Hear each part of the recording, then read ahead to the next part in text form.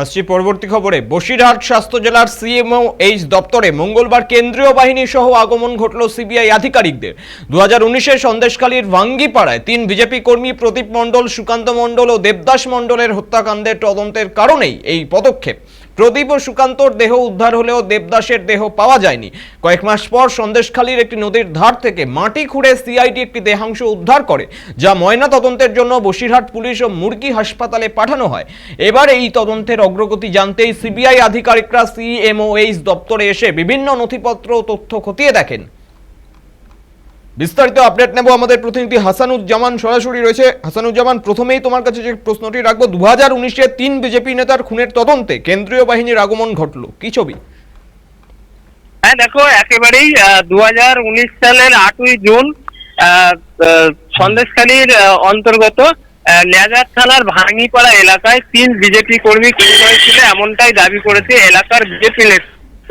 অর্থাৎ তাদের উপরে অতর্কিত হামলা চালানো হয় এবং তাদেরকে খুন করা হয়।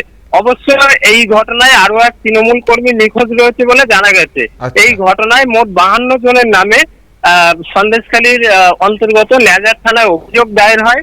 তারপর পরবর্তীতে সেই তদন্ত নেয় রাজ্য তদন্তকারী সংস্থা সিআইডি তদন্ত চলাকালীন সেই মামলাতে সন্দেশখালীর দাপুটের নেতা শেখ শাহজাহান সহ বেশ কয়েকজনের নাম কেটে বাদ দেওয়ার পরে মোট 8 জনের নাম রাখা হয় চার্জশিটে।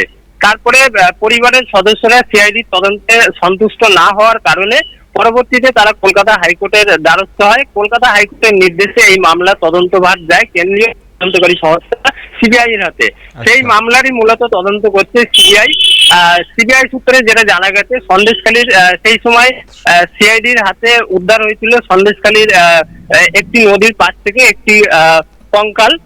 সেই কঙ্কালটি মূলত পুলিশ জেলার মর্গে ডিএনএ টেস্টের জন্য পাঠানো হয়েছিল।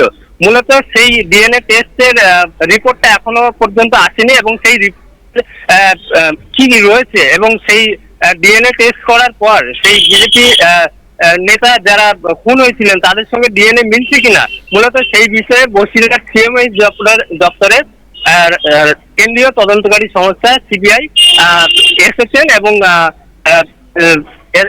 এলাকার ডাক্তারদের সঙ্গে কথা বলছেন। তার পাশাপাশি যারা ময়না তদন্ত করেছিলেন তাদের সঙ্গে কথা বলছেন এবং এই বিষয়ে বিস্তারিত জানার চেষ্টা করছেন।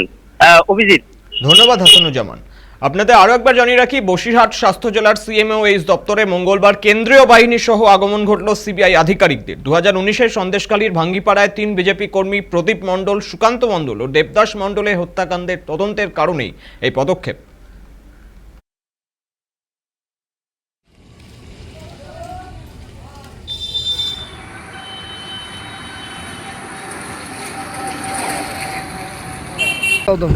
তাপস দা আছে।